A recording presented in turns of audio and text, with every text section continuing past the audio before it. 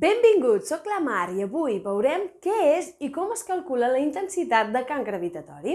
Només pel fet d'existir, una massa modifica l'espai que té al seu voltant. Això implica que si posem una altra massa en aquest espai, es veurà atreta per aquesta massa inicial. Això és l'efecte que veiem, però el fet de no veure no implica que aquesta massa estigui alterant l'espai del voltant.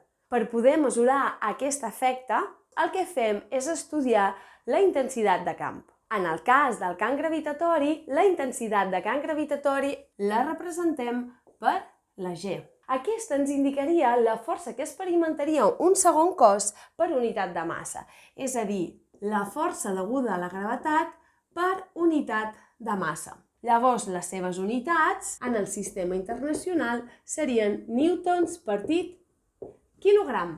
Com veieu, és una magnitud vectorial, perquè si l'estic definint a partir de també una magnitud vectorial, aquesta serà vectorial. Llavors, cada punt de l'espai al voltant d'aquest cos, que genera el camp gravitatori, tindrà associat una intensitat de camp. I la direcció i sentit d'aquesta intensitat dependrà de la direcció i sentit de la força. Si ens hi fixem, en el fons aquesta magnitud és una acceleració. Si recordem la segona llei de Newton, que m'indica que la força és una massa per una acceleració, si aquí aïllem aquesta força, veurem que aquesta G, aquesta intensitat de camp, és aquesta acceleració. De fet, comúment nosaltres parlem d'aquesta acceleració com a gravetat. Segurament heu vist molt cops aquesta G minúscula, que és 9,8 metres per segon al quadrat, perquè ens estem referint a la intensitat de camp gravitatori just a la superfície de la Terra. Segur que sabeu que si ens anem a un altre planeta, la gravetat és diferent. Realment el que ens està indicant és que la intensitat de camp serà diferent. Però ja no només si ens anem a un altre planeta, sinó també de la distància que ens trobem del centre d'aquest planeta. Anem ara a veure com es calcula aquesta intensitat de camp. En concret, determinarem com és la intensitat de camp gravitatori per una massa puntual o esfèrica. Sabem que la força gravitatòria per a aquestes masses puntuals o esfèriques és igual a la constant de gravitació universal per les dues masses que estan interactuant dividit la distància al quadrat que es troben entre elles i que té una direcció radial. Llavors, si la intensitat de camp és igual a aquesta força dividit la massa, jo substitueixo el valor de la força per la força gravitatòria dividit per aquesta massa, llavors em dona que la intensitat de camp gravitatori per una massa puntual o esfèrica és la constant de la gravitació universal per la massa que crea el camp gravitatori respecte a la distància al quadrat d'on estic buscant aquesta intensitat i també recordant que tindrà una direcció radial.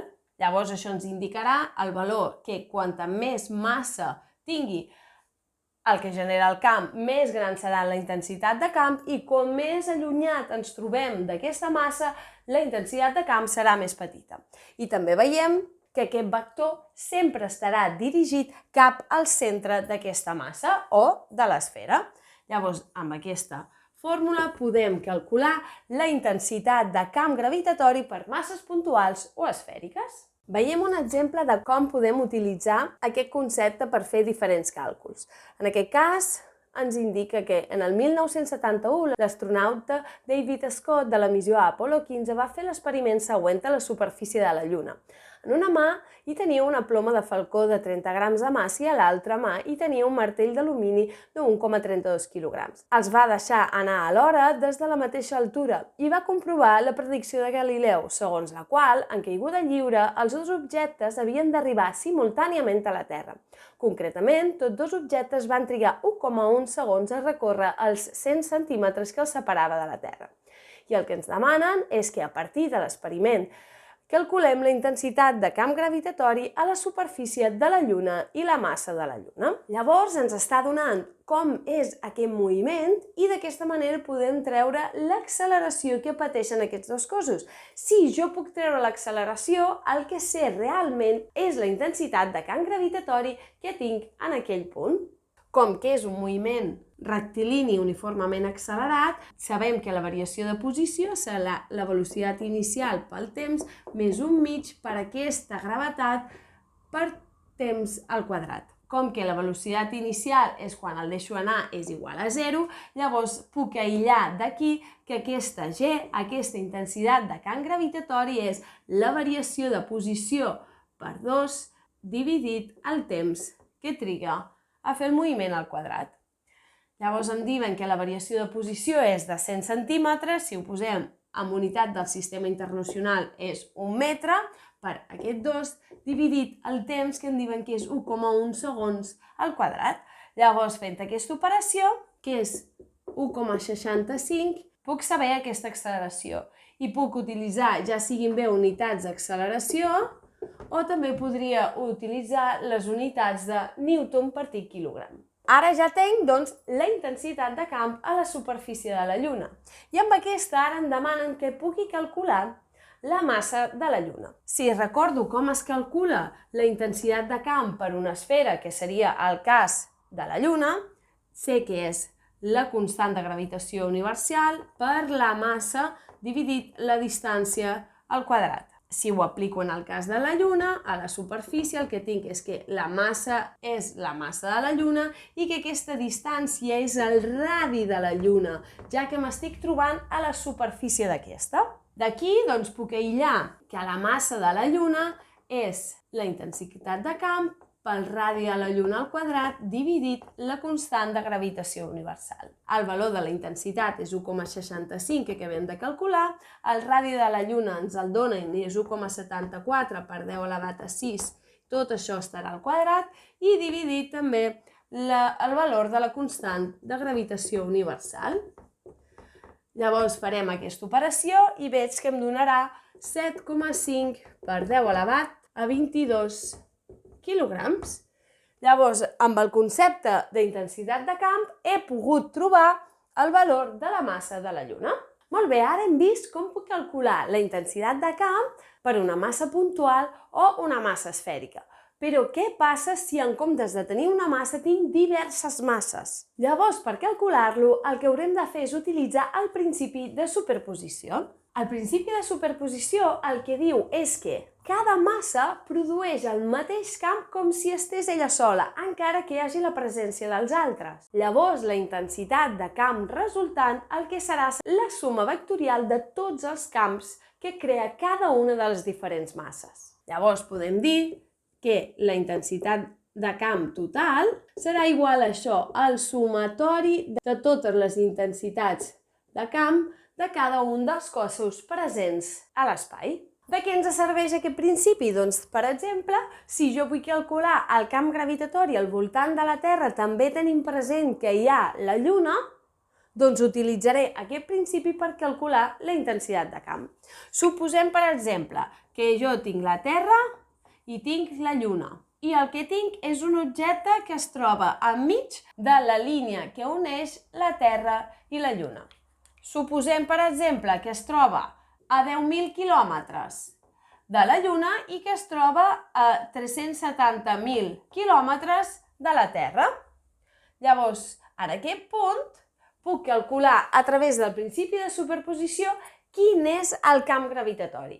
Què hauré de fer? Doncs primer hauré de saber els camps gravitatoris deguts a cada una de les masses com si l'altra no existís. Llavors, per un costat, puc calcular el camp gravitatori creat en aquest punt degut a la Lluna, que seria la constant de gravitació universal per la massa de la Lluna respecte a la distància al quadrat que es trobi a aquest punt de la Lluna.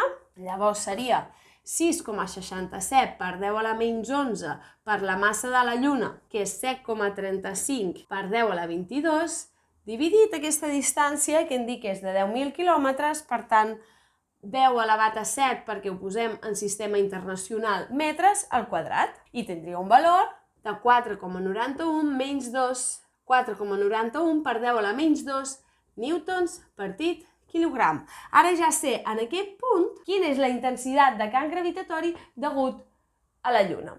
Però ara el que faré és el mateix pensant que només existeix la Terra. Per tant, la G deguda a la Terra serà constant de gravitació universal per la massa de la Terra dividit la distància a la Terra al quadrat. Llavors, un altre cop, 6,67 per 10 a la menys 11 per la massa de la Terra, que són 5,98 per 10 a la 24 quilograms, dividit aquesta distància, és a dir, 3,7 per 10 elevat a 8, recordeu, en metres, tot això al quadrat. Amb aquesta operació tinc el valor de la intensitat de camp degut a la Terra, que seria de 2,9 per 10 a la menys 3 newtons quilogram. Ara tinc, doncs això, per separat cada una de les intensitats de camp creades en aquest punt. En aquest cas, com estan sobre aquesta mateixa línia, per fer el sumatori vectorial, simplement sé que una és cap a un costat i l'altra cap a l'altre. Si ho indiquem, la intensitat deguda a la Lluna és cap al centre de la Lluna i la de la Terra és cap al centre de la Terra. Llavors el que farem serà una resta. Restaré un valor respecte a l'altre, veig que és més gran la intensitat deguda a la Lluna que el de la Terra, per tant ja veig que em donarà en direcció cap a la Lluna. Llavors la intensitat de camp en aquest cas serà la intensitat de camp degut a la Lluna menys la intensitat de camp degut a la Terra. Si fem aquesta resta ens dona un valor de 4,62 per 10 a la menys 2 newton partit quilogram. I la direcció i sentit serà cap al centre de la Lluna, perquè veig, fixeu-vos, que estan sobre la mateixa línia, he fet un sumatori vectorial, aquest va, diguéssim, cap a la Lluna i l'altre cap a la Terra, per tant, el de la Lluna menys el de la Terra em dona el mòdul i de direcció i sentit, com que tinc la mateixa direcció, només he de veure el sentit, que és el valor més gran, que en aquest cas és el de la Lluna. Doncs d'aquesta manera ja trobo la intensitat de camp gravitatori deguda a diferents masses, no només a una, simplement aplicant el principi de superposició. Doncs fins aquí l'explicació del que és la intensitat de camp gravitatori i com es calcula. Espero que us hagi quedat clar, si no és així, dirigiu-vos als comentaris i que també us hagi agradat el vídeo. Si és així, si us plau, poseu un m'agrada, subscriviu-vos i compartiu-lo. Moltes gràcies!